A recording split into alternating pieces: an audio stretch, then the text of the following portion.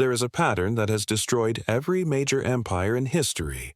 Not conquest, not invasion, not revolution, but economic collapse, specifically currency collapse, and it happens the exact same way every single time.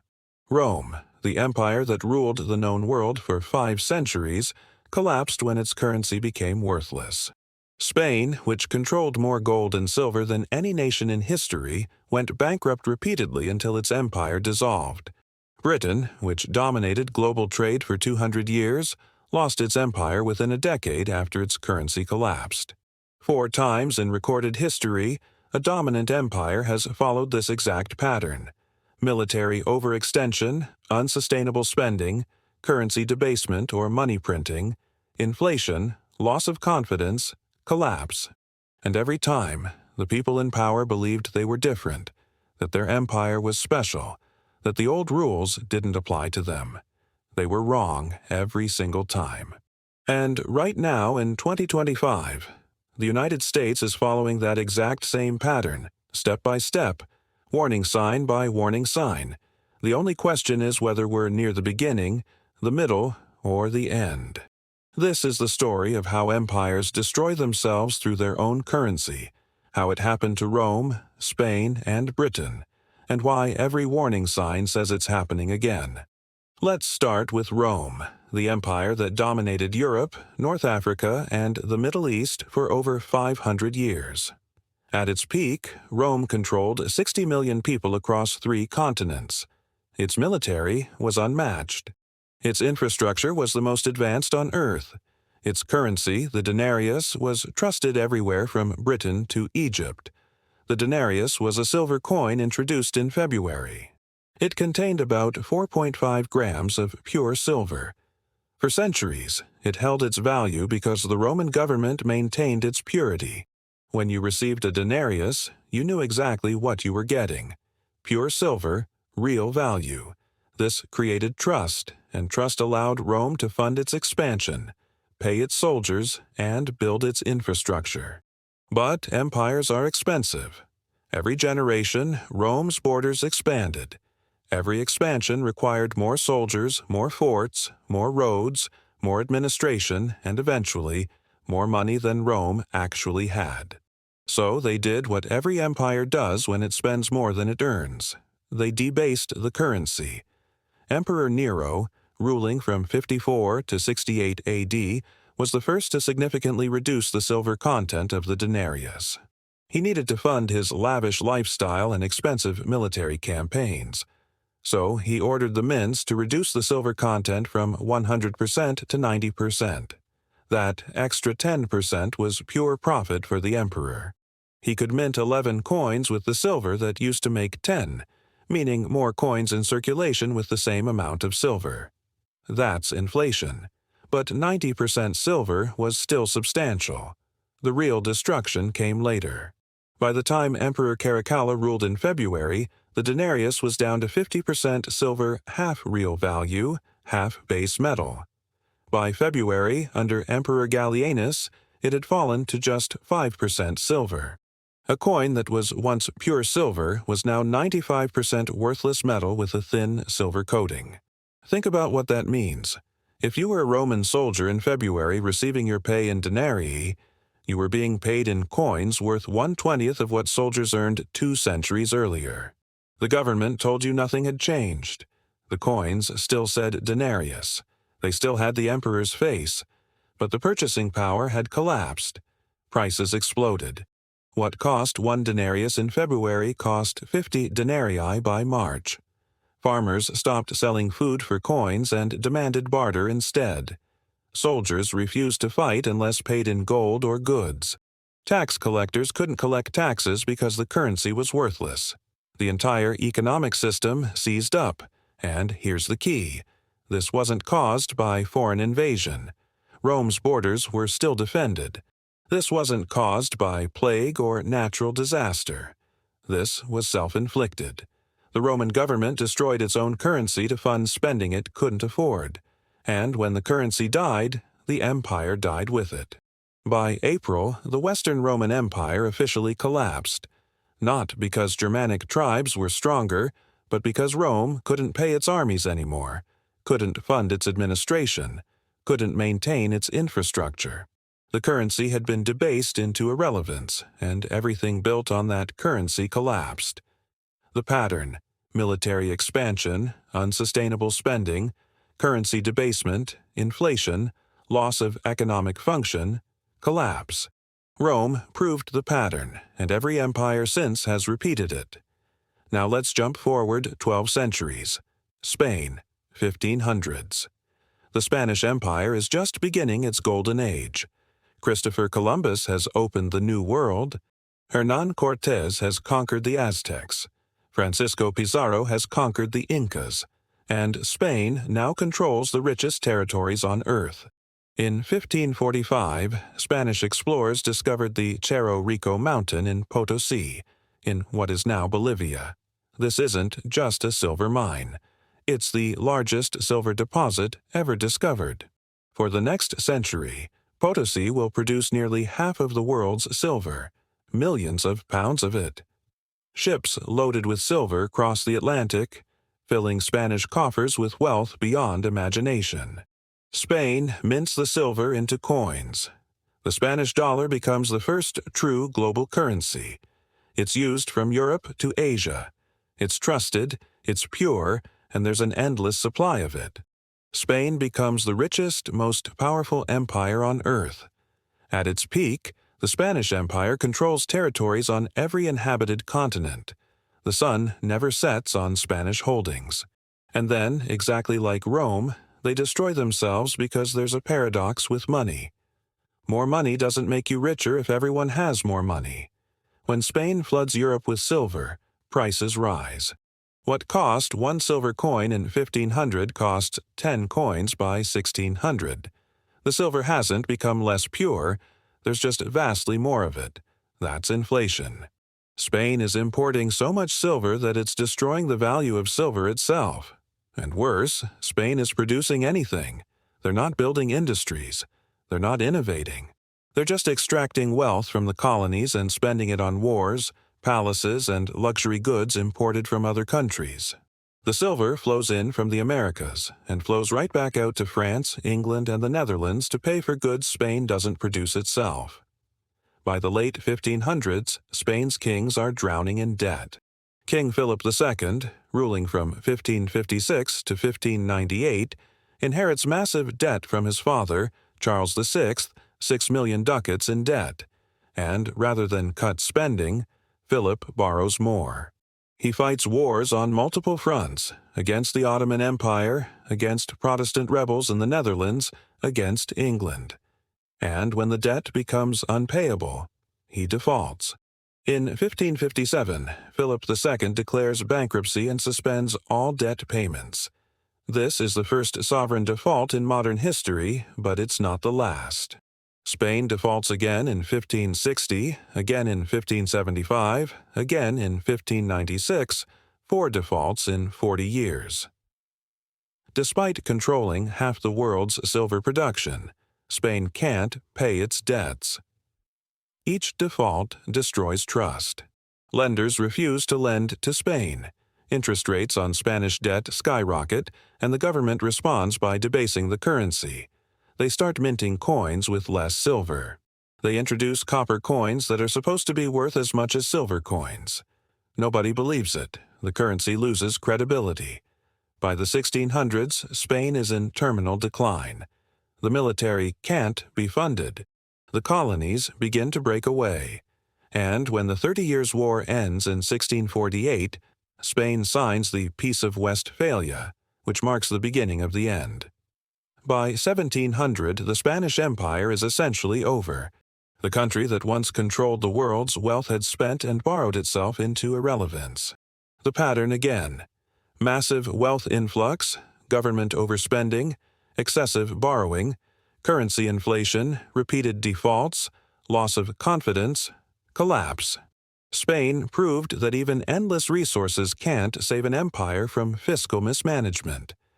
Now we come to Britain, the empire that lasted longer, stretched further, and controlled more wealth than Rome or Spain combined. At its peak in 1922, the British Empire governed 458 million people, 1/4 of the world's population, 1/4 of the world's land. The sun never set on the British Empire, not because they controlled every time zone, but because they controlled so much territory that it was always daytime somewhere under British rule. And the British pound sterling was the foundation of it all. For over 2 centuries, the pound was the world's reserve currency. Over 60% of global trade was invoiced in pounds. The gold standard anchored everything. 1 pound sterling could be exchanged for a fixed amount of gold. This created trust, stability, and power. But empires are built on credit, and credit has to be repaid. Britain funded its empire through borrowing government bonds, debt to finance wars, colonies, infrastructure, administration. As long as the pound held its value, this worked. But then came World War I. In 1914, Britain's national debt was £650 million. By 1919, after 4 years of total war, it had exploded to over £7 billion. That's a tenfold increase in 5 years. To fund the war, Britain had borrowed from everyone, from its own citizens, from the United States, from anyone who would lend. But the war also forced Britain off the gold standard. In 1914, when war broke out, the government suspended gold convertibility. They had to print money to fund the war effort. They couldn't maintain gold backing while doing it. The pound became a fiat currency backed by nothing but the government's promise. After the war, Britain tried to return to gold. In 1925, Winston Churchill, then Chancellor of the Exchequer, put Britain back on the gold standard at the pre-war exchange rate. This was a catastrophic mistake. The pound was overvalued. British exports became uncompetitive. Unemployment soared, and the government had to maintain high interest rates to defend the currency, which crushed economic growth. By 1931, Britain was forced off gold again, permanently this time. The pound was devalued, and trust in British currency began to erode. But the real destruction came after World War II. Britain entered World War II already deeply in debt. The war cost everything. By 1945, Britain's national debt had reached 270% of GDP. The empire had bankrupted itself to win the war. Entire cities were in ruins. The economy was shattered, and Britain owed massive debts to the United States. In 1944, while the war was still raging, the Bretton Woods Conference redesigned the global financial system. The British pound was officially replaced as the world's primary reserve currency. The US dollar took its place. Britain fought desperately to preserve the pound's status, but it was over. They had the debt, but not the gold or the economy to back their currency anymore. What followed was a slow, humiliating decline. In 1947, Britain tried to make the pound convertible again. The experiment lasted 6 weeks before a run on the currency forced them to reimpose controls. In 1949, the pound was devalued by 30%. In 1967, it was devalued again. Each devaluation destroyed savings, crushed confidence, and signaled to the world that Britain was no longer a first-rate power. Meanwhile, the empire disintegrated. India gained independence in 1947.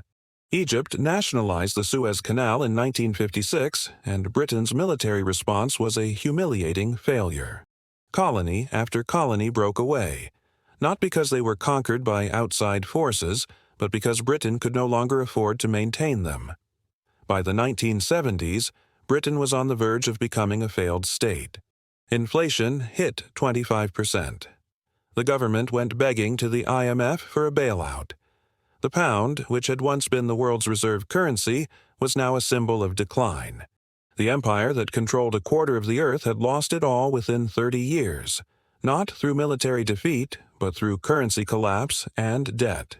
The pattern once more: war debt, currency debasement, loss of reserve status, devaluation, inflation, imperial collapse. Britain proved that even the strongest empire can fall within a single generation when its currency fails. Which brings us to now.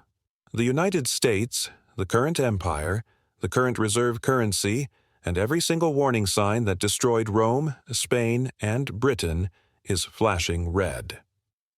Let's start with the currency. The US dollar has been the world's reserve currency since 1944. After World War II, the Bretton Woods system made the dollar the global standard. It was backed by gold, $35 per ounce. Other nations pegged their currencies to the dollar, and the dollar was as good as gold, literally. But just like Rome, just like Britain, the United States started spending more than it had. The Vietnam War, the Great Society programs, military bases around the world. By the 1960s, foreign governments noticed that America was printing more dollars than it had gold to back them. France under Charles de Gaulle started demanding gold in exchange for dollars. Other nations followed.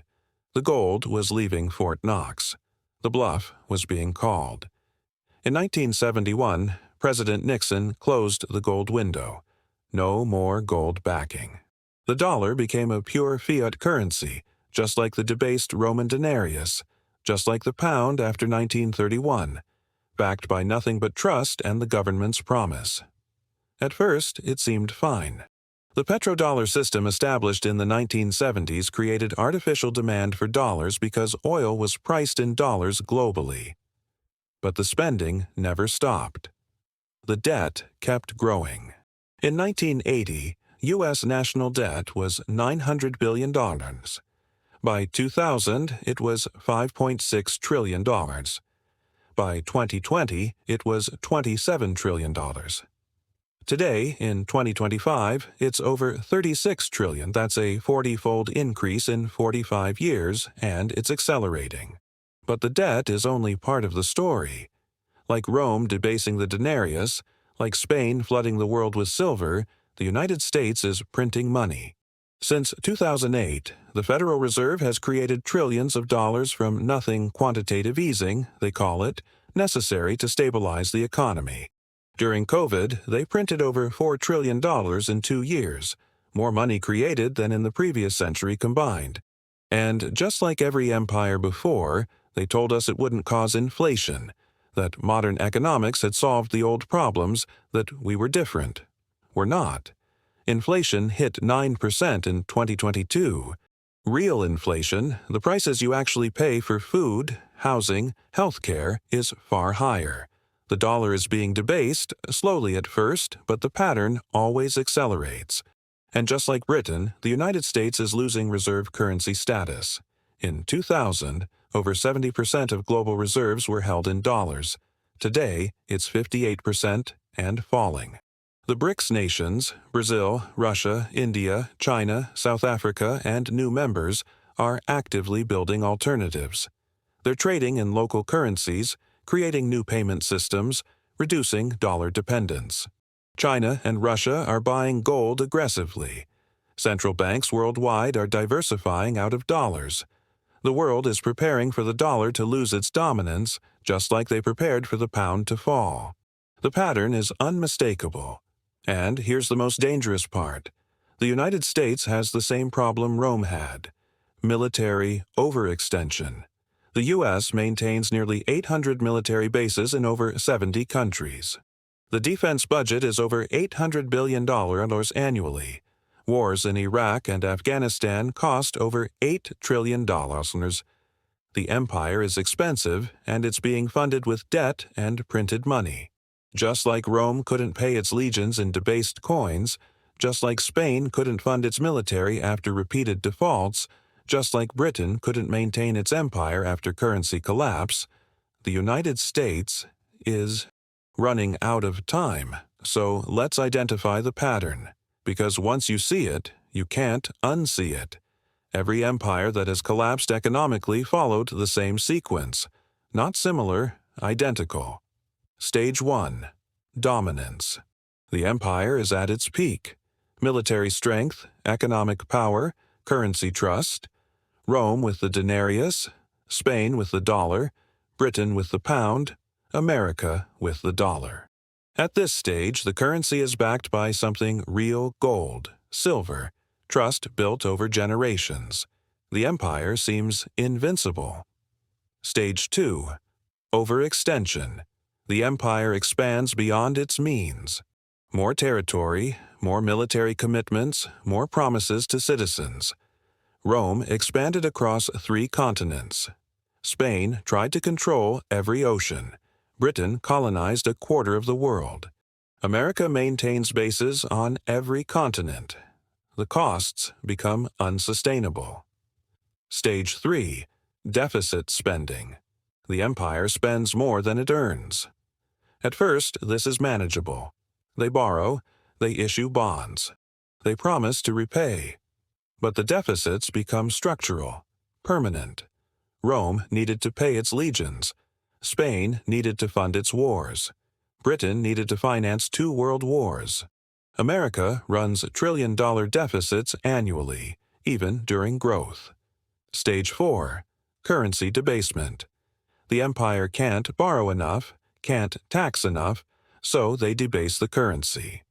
Rome reduced silver in the denarius. Spain flooded the market with silver, causing inflation. Britain abandoned gold and devalued the pound twice. America left gold in 1971 and has been printing ever since. Stage 5. Inflation. More currency with the same amount of real goods means prices rise. Rome saw prices increase 50-fold. Spain experienced price inflation across Europe. Britain saw 25% inflation in the 1970s. America is experiencing inflation now, despite government claims it's transitory. Stage 6. Loss of confidence. The domestic population and foreign nations lose trust in the currency. Roman soldiers demanded payment in gold, not denarii. Spanish creditors refused to lend after multiple defaults. The world shifted from pounds to dollars at Bretton Woods. Today, nations are shifting away from the dollar. Stage 7. Collapse. The economic system fails. The currency becomes worthless or loses its dominance. The empire can't fund its military, can't maintain control. Rome fell to Germanic tribes it could no longer pay to fight. Spain declined into irrelevance. Britain lost its empire within decades. In the U.S., there's the question we're living through right now. That's the pattern. 7 stages repeated 4 times across 2,000 years. Different empires, different continents, different currencies, but the exact same sequence. Because the math doesn't change. You cannot spend more than you earn forever. You cannot print prosperity, and you cannot debase your currency without consequences. The pattern is absolute, and we're in stage 5, heading rapidly towards stage 6. So what happens next? History gives us 3 possible outcomes. First, controlled decline. Britain, after 1945. They lost the empire, lost reserve currency status, experienced painful devaluation and inflation, but the country didn't disappear. It adjusted to being a second-tier power, a slow, humiliating decline, but not total collapse. Second, chaotic collapse. Rome in the 5th century. The currency becomes worthless. The government loses control. The empire fragments. Dark Ages follow. This is the worst-case scenario. Complete systemic breakdown, not just economic, but social and political. Third, reset and restructure. A new currency system is established, maybe backed by gold again. Maybe a new reserve currency emerges. China's yuan, a basket of currencies, digital currencies. The old system dies, but something new replaces it relatively quickly. Painful, but survivable. The United States is at a crossroads. The debt cannot be repaid, not at current levels, not with current spending. The only options are default, inflation, or restructuring. Default would destroy dollar hegemony instantly. Inflation is already happening and will likely accelerate. Restructuring requires political will that doesn't currently exist. And here's what makes this different from Rome, Spain, or Britain. Those were regional empires. The U.S. dollar is the global reserve currency. When the Roman denarius collapsed, it affected the Roman Empire. When the dollar collapses, it affects the entire world.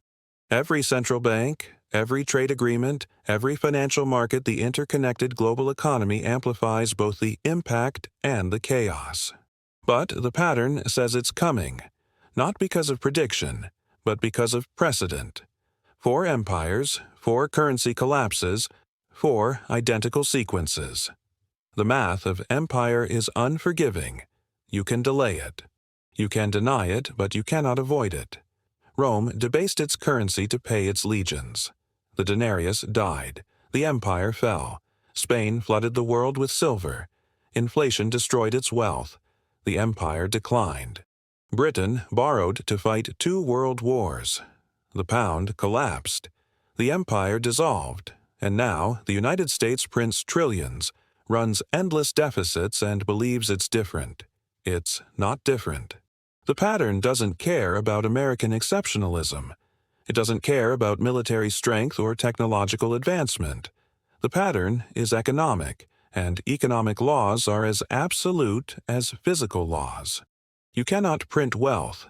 You cannot borrow forever, and you cannot debase your currency without destroying your empire. 4 empires, 4 collapses, 4 identical patterns. The only question left is timing. How long until stage 6? How long until the world loses confidence in the dollar?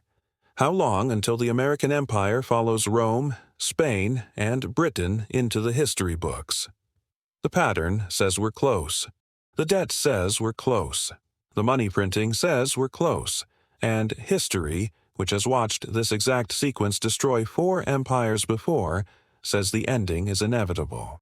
The only variable is how fast it happens and how painful it is.